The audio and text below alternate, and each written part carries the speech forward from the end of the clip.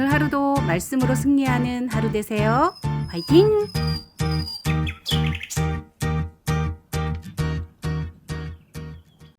너는 무교절을 지키되 내가 네게 명령한 대로 아비볼 그 절기의 이래 동안 무교병을 먹으라.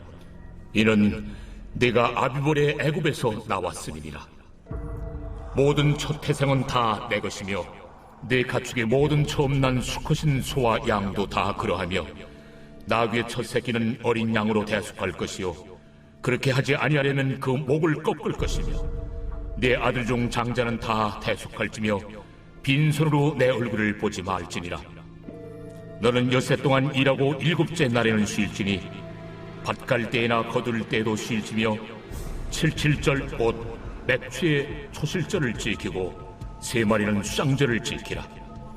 너희의 모든 남자는 매년 3번씩 주 여호와 이스라엘의 하나님 앞에 보일지라. 내가 이방 나라들을 네 앞에서 쫓아내고 네 지경을 넓히리니 네가 매년 3번씩 여호와 네 하나님을 뵈려고 올 때에 아무도 네 땅을 탐내지 못하리라. 너는 내 제물의 피를 유교병과 함께 드리지 말며 유월절 제물을 아침까지 두지 말지며 내 토지 소산에 처음 익은 것을 가져다가 내 하나님 여호와의 전에 드릴지며 너는 염소 새끼를 그 어미의 젖으로 삼지 말지니라. 여호와께서 모세에게 이르시되 너는 이 말들을 기록하라. 내가 이 말들의 뜻대로 너와 이스라엘과 언약을 세웠음이니라. 모세가 여호와와 함께 40일 40야를 거기 있으면서 떡도 먹지 아니하였고 물도 마시지 아니하였으며 여호와께서는 언약의 말씀 곧 십계명을 그 판들에 기록하셨더라. 모세가 그 증거의 2판을 모세의 손에 들고 시내산에서 내려오니 그 산에서 내려올 때에 모세는 자기가 여호와와 말하였으므로 말미암아 얼굴 피부에 광채가 나나 깨닫지 못하였더라.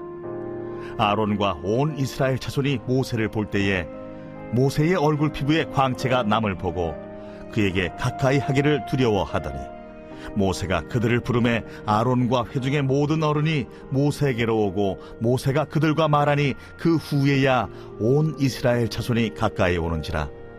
모세가 여호와께서 시내산에서 자기에게 이르신 말씀을 다 그들에게 명령하고 모세가 그들에게 말하기를 마치고 수건으로 자기 얼굴을 가렸더라. 그러나 모세가 여호와 앞에 들어가서 함께 말할 때에는 나오기까지 수건을 벗고 있다가 나와서는 그 명령하신 일을 이스라엘 자손에게 전하며 이스라엘 자손이 모세의 얼굴의 광채를 보므로 모세가 여호와께 말하러 들어가기까지 다시 수건으로 자기 얼굴을 가렸더라. 날씨가 많이 추워졌습니다. 감기 걸리지 않도록 조심하고 건강하시길 바랍니다.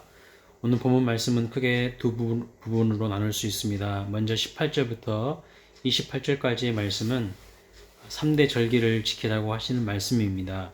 출애굽한 이스라엘이 반드시 지켜야 할 3대 절기는 유월절과 오순절 그리고 수장절입니다.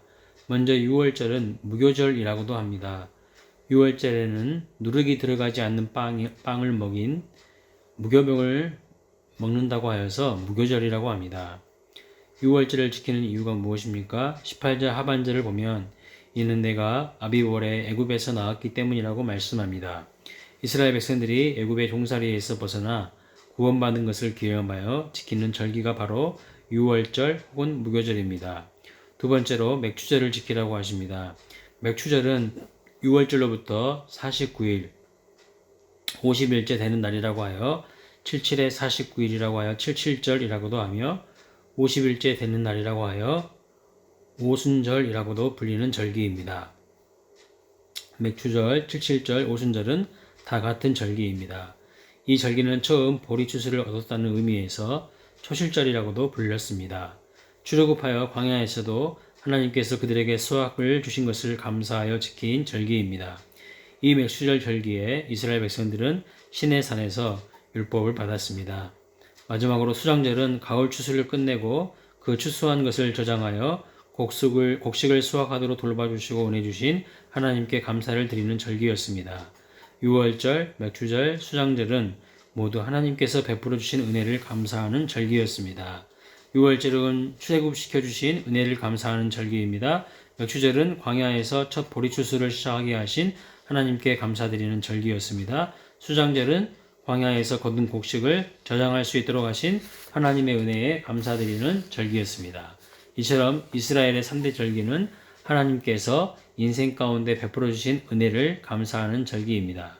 우리가 드리는 예배 또한 마찬가지입니다. 예배는 어쩔 수 없이 드려야 하는 의무이기 이전에 우리에게 베풀어 주신 하나님의 은혜를 감사함으로 하나님께 영광을 돌려드리는 것입니다. 따라서 예배를 사모하며 하나님의 은혜를 깊이 누리는 시간이 되시기를 축복합니다. 본문 21절 말씀을 보시면 안식일에 쉬라고 하셨습니다. 인간은 연약하고 무능하기에 늘 생존을 염려하게 되고 그렇게 되면 쉴 틈 없이 일하게 됩니다. 그러나 하나님께서 돌봐줄 테니까 걱정 말고 쉬라고 하십니다. 잘 쉬는 것도 믿음과 용기가 필요합니다. 쉬지 않고 일만 하는 사람, 그 내면 깊은 곳을 살펴보면 스스로 인생의 주인이 되어 자기 인생을 책임지려고 한 사람입니다. 이와 같은 사람은 하나님께 인생을 맡기지 못하는 사람입니다. 22절부터 24절까지의 말씀을 보면 이스라엘 모든 남자들에게 매년 3번씩 성소가 있는 곳으로 와서 절기를 지키라고 하십니다. 그 기간 동안 하나님께서 적들로부터 모든 것을 책임져 주시고 아무도 땅을 탐내지 못하도록 지켜주시겠다고 약속하십니다. 그렇습니다. 하나님의 백성들의 안전과 평안은 하나님의 손에 달려있는 것입니다. 하나님의 말씀을 어기면서까지 내 스스로 안전을 도모하면 내 삶의 보호자는 자기 자신뿐이지만 내 안전이 때로 위협되더라도 하나님의 말씀대로 순종하면 하나님께서 내 삶의 보호자가 되어주십니다. 두 번째 내용의 단락인 29절부터 35절 말씀을 보면 하나님은 모세에게 두 번째로 시내산에 올라가서 돌비를 받아오게 하셨습니다. 그리고 두 번째 돌비를 받아올 때 모세의 얼굴에 광채가 난 것입니다.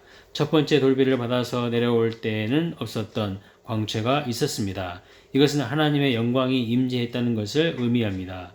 모세는 이스라엘 자손이 자기의 말과 하나님의 말씀을 혼동하지 않도록 하나님의 말씀을 전할 때는 얼굴을 가리지 않고 평상시에는 가렸습니다. 왜 이스라엘 자손들은 모세의 얼굴에서 빛나는 하나님의 영광을 반갑게 맞이하는 것이 아니라 어색하고 두려움을 느꼈을까요? 그 이유는 아직 그들의 양심이 죄에서 완전히 자유롭지 못했기 때문입니다.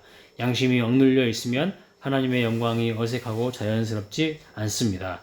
추하고 더러운 금송아지 우상은 친근하게 느껴지지만 하나님의 영광은 어떻게 해서든지 좀 더 가려야 마음이 편한 상태였습니다. 모세는 하나님의 영광이 편했습니다.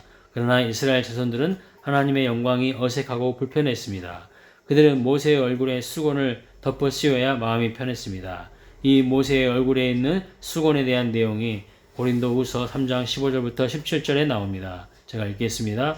오늘까지 모세의 글을 읽을 때에 수건이 오히려 마음을 덮었도다. 그러나 언제든지 주께로 돌아가면 그 수건이 벗겨지리라. 주는 영이시니 주의 영이 계신 곳에는 자유가 있느니라.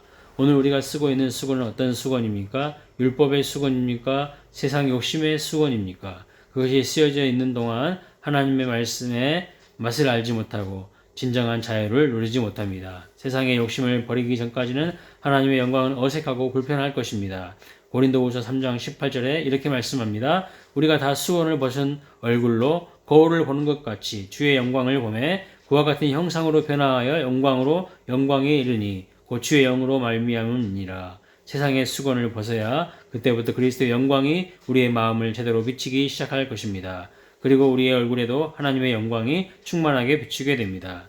우리는 율법을 전한 모세의 직분보다 더 영광스러운 복음을 전하는 직분과 사명을 받았습니다.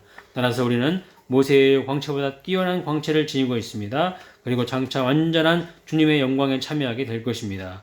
우리의 삶을 통해서 그리스도의 얼굴에 있는 하나님의 영광을 아는 빛을 드러내시기를 축복합니다.